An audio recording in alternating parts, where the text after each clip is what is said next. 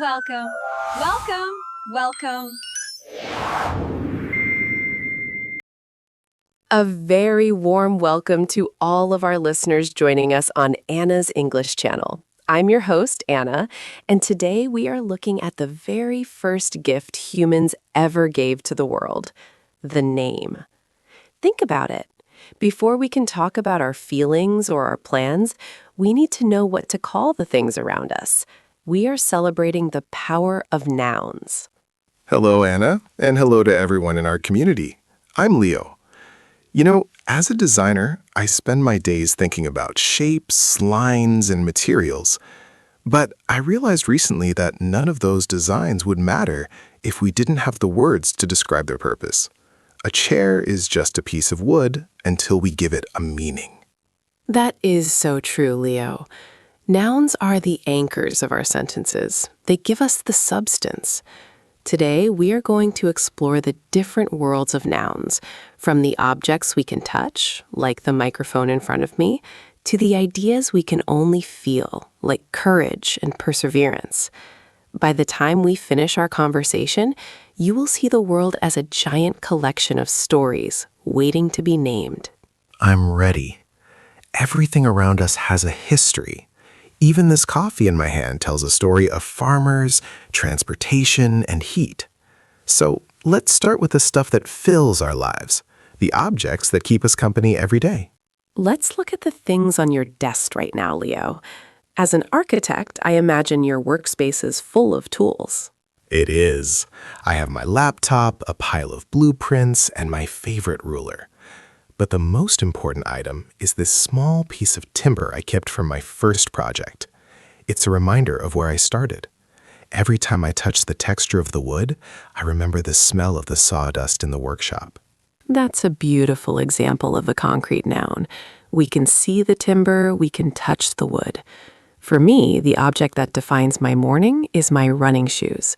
When I see those laces and the rubber soles, I don't just see gear. I see the miles I have traveled and the pavement I have conquered. Those shoes have a lot of power, Anna. It's interesting how we give emotions to objects. My guitar is another thing that is more than a thing. It's a hollow box made of spruce and maple with 6 strings of steel. But when I play a melody, it becomes a voice. I love that. We use nouns like maple and steel to describe the materials, but the result is music. And speaking of results, often the most important nouns are the ones we cannot touch at all. They are the abstract nouns that live inside our hearts. You mean words like love, hate, or curiosity. As I'm getting older, I've realized that patience is the noun I use the most. When a design isn't working, I need patience. When the construction is delayed, I need patience. Patience is a virtue, as they say. For me, during a marathon, the only noun that matters is stamina. You can have the best shoes and the best nutrition, but without stamina and determination, you will never reach the finish line.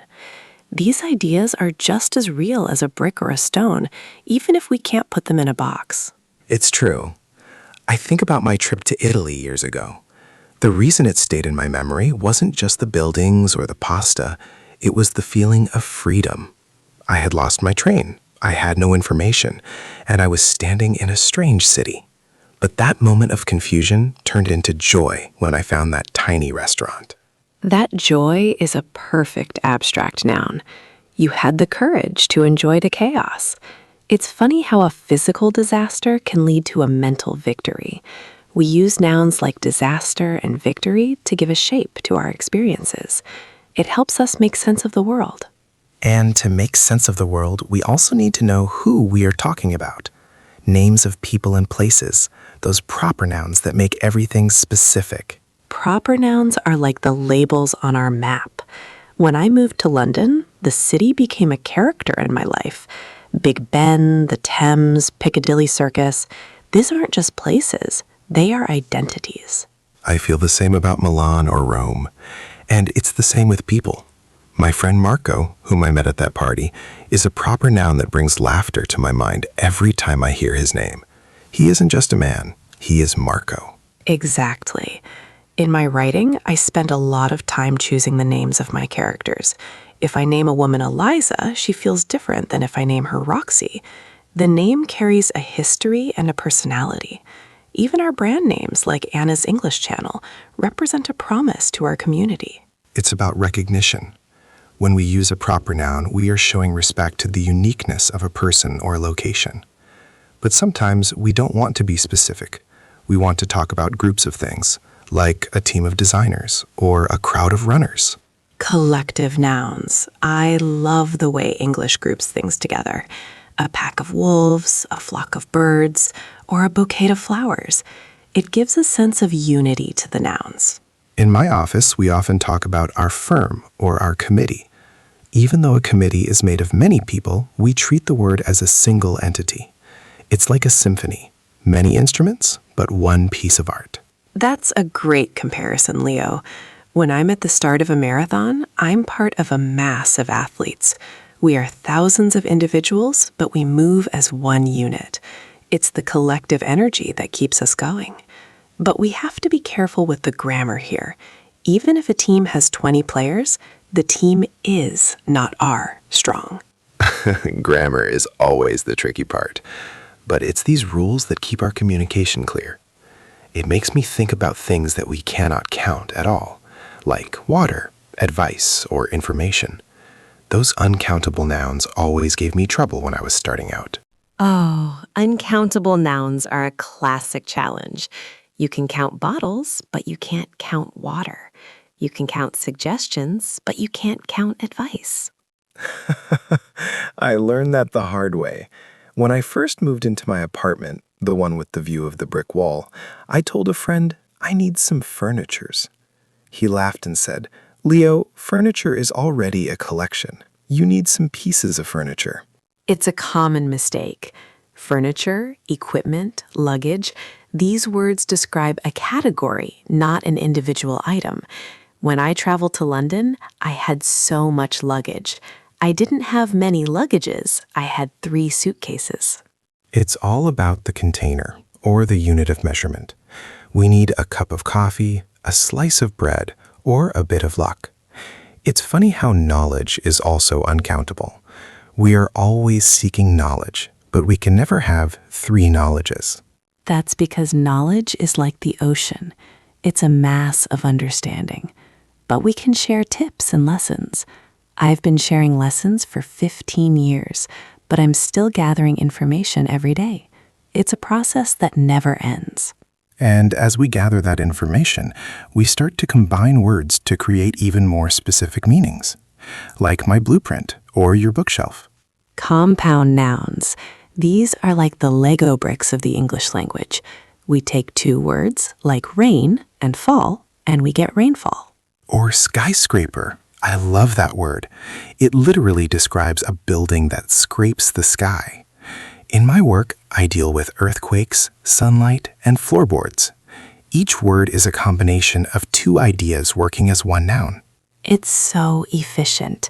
Think about a keyboard, a notebook, or a sunrise. When I'm on my morning run, I wait for the sunrise. It's a moment where the sun and the rise come together to create a spectacle. And sometimes the meaning changes completely. A greenhouse isn't just a house that is green. It's a place for plants. It shows how creative we can be with our vocabulary. We are always inventing new nouns for new technologies, like smartphone or live stream. It shows that language is a living thing. It grows just like we do. But the plural forms can sometimes be a bit messy. Not every noun just adds an S. Oh, the irregular plurals. 1 man, 2 men. 1 child, 2 children. But 1 architect, 2 architects. Why, Anna? Why? English history is full of surprises, Leo. Many of our words come from different languages like German, Latin, and French.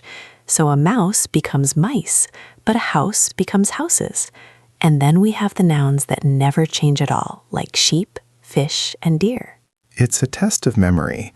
I remember being so confused when I heard someone talk about a set of data. Is data plural or singular? Some people say the data is, and some say the data are. Technically, data is the plural of datum, but in everyday English, most people treat it as an uncountable mass. It's the same with media and medium. These details can be a headache, but they also add flavor to our speech. It shows the roots of our culture. It's like the foundation of a building.